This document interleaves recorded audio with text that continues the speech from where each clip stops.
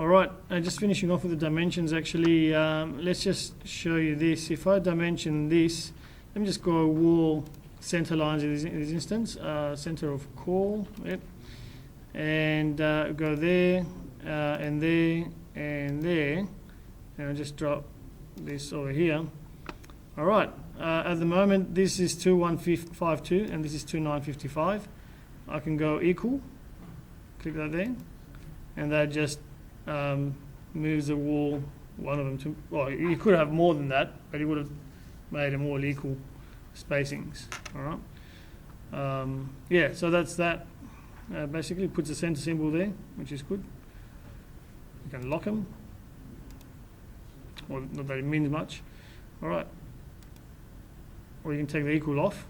You can just realign them if you take the equal off, I suppose. All right, so that's what that does. I'll just show you that again. Just go like that. Oop, I missed.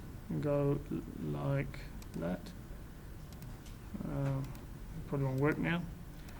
All right, so because it's already dimensioned over here, so it's not going to, and it's already equal anyway, but basically you just click that and it makes them equal and just puts the equal symbol there. All right, so what's it going to do? Right, that's the, I mean, generally you can also put constraints on here, and I wasn't going to touch on that, but I'll just see if I can find a reasonable example, which I haven't got one set up. But if I lock that there, all right, the theory is I'm locking it to the wall next to it. So if that, so I'm making that dimension be always 1100. So for example, if I didn't have that locked and I moved this wall up, all right, or make the house half a meter wider, possibly, or what would happen is we would have ended up with a half a meter wider toilet. I don't really want a half a meter wider toilet, but I don't mind the room being half a meter wider. I don't necessarily want the toilet to be that wide. So I've locked the toilet to stay at 1100, well, no matter what I do with that outside wall. All right. So now the theory has it. If I click on here and I make that, oh, that's a funny number, 3620. I've been mucking around with this, but anyway, let's make this about 4,000. All right, so that's 4,000. So everything else got bigger, but that stayed 1100. All right. So it's another little trick you can do with constraints there. All right. So I'll lock that dimension to that outside wall. All right. So it's not a bad example on the fly there. All right. All right. So any questions on that at all? No. Yep. All right. So that's good. We'll just continue on. Basically, have dimensioned this thing up now. As much as I will do here, not as much as you will do, because you have an example to follow that's a little better than that. But what I want to do is put this thing onto the A3, I think we said, A3 title block. So basically I've got to create an A3 title block. Right click here, there's some instructions in your, basically your little manual, but right click here. We want to get a new sheet, and there's no A3. We load one up from the title blocks. Good spot to put it in. All right, let's go A3 there. Open that. All right, here we go. Okay, that comes in, and there's your A3. Looks a little bit different to the other one. Okay, so what do we do here? All right, we'll just speed it up a bit. Basically, you just click and drag stuff in here. So basically, that's your floor plan. Now, as you can see, it's taking a little bit of space, which is unused space over here, which it shouldn't. So let me show you what we should have done, really. If I delete that, we should have come in here first and modified this. Not that you can't do it afterwards. Turn these on. All right, those things here, they're basically the extents, the crop view, the crop region, and the crop annotation crop. All right. Now they're just above the view range, which you've been in there before for other things. Now you can see basically what I call the viewport there. This viewport relates to, the solid one relates to the model, and the dashed one relates to annotations. All right. So if I drag this across, so it comes down here. All right. Luckily, my dimensions are within the annotations. If I move this over more, you can see I'm missing part of the house now and all my annotations. But I might want to miss half of the house, but not necessarily the annotations. So I can adjust that a bit so I can get the annotations in, but not the house. All right. So that's how that works. All right. So I'll move this back because I want the house. All right. So the tighter this is to the thing that you want to view, the better, because you don't have all this extra sort of frame around your house that you don't really need. Here, as you can see, that wasn't enough there, so we can make this a bit bigger to get the second line in.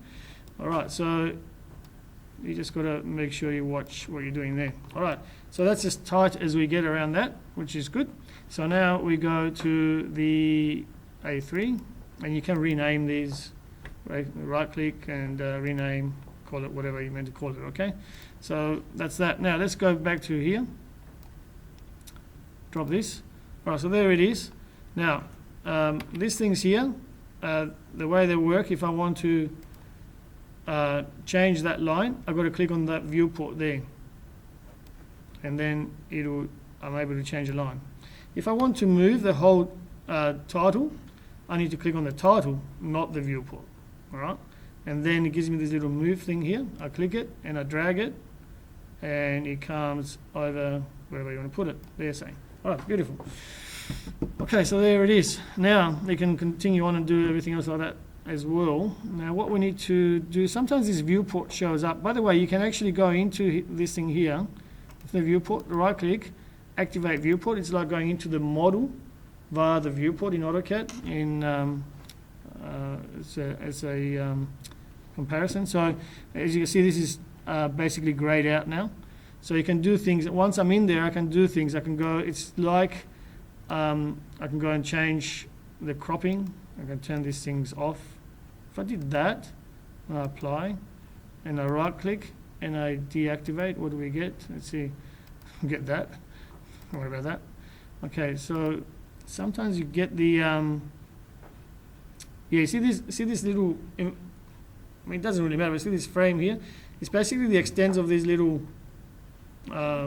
elevation labels.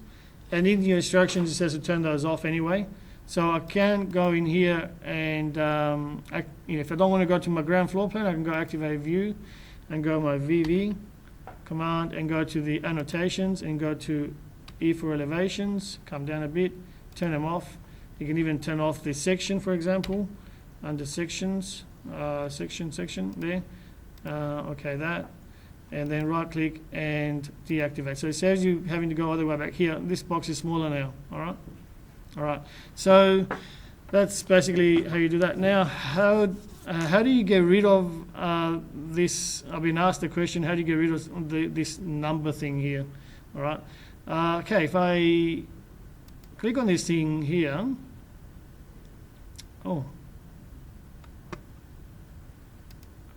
edit type, all right?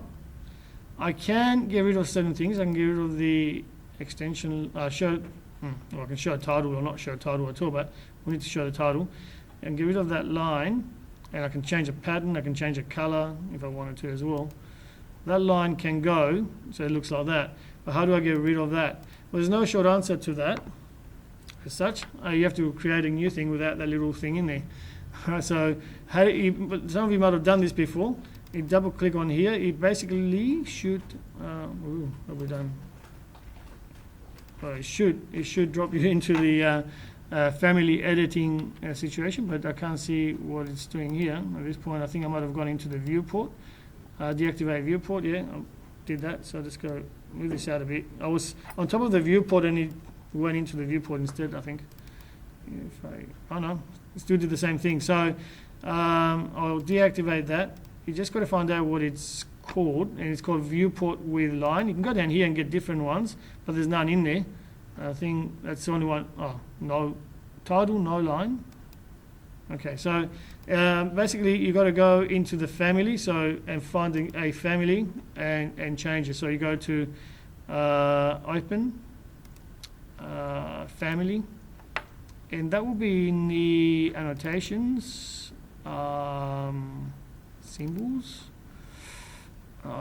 general, and view with, get one, view with title, got this one here without the line to start with, so open that one up, and you just change it, so you just go like that, and delete,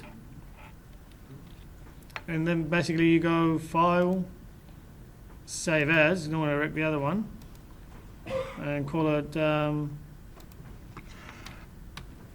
without bubble or something like that. All right, and then you, when you close this, here, before you close it, an automatic way of bringing it in is to load into project. All right, so this is into the project now, so I can, where are we? Here, so I can go here now, highlight that, and I'm not sure which one it is. I thought it was in here already. It's a matter of picking it up. I can't see it. All right. So we'll just go. See edit. Where are we? I can't seem to find it. Hang on a minute. I'll see if I can find it. I'll pause this thing for a minute. So basically, you go here. You edit this. It's unusual because a lot of things you just sort of drop down here and change it, and you can see how it's not really standard in the way it works. So if we click here, edit that, and then go here. Now because I loaded that in the project, here it is without the bubble. Theory has it. We'll just get a plain one like that, and now we can just move that across. So that's how you would do that. All right. That's basically moving viewports in here, and you can do the same thing with your 3D, for example, if you've got one, your sections, or elevations, or whatever you want to put in here. All right, that's basically all we need to know about this, I reckon. Any other questions there? Or don't think we had any other burning questions. No, that's it. Happy with that? All right, we'll leave it there. Oh, yes, there is actually the how do you fill in this stuff here. So I'll have to leave it there and just do another 5 minutes on that.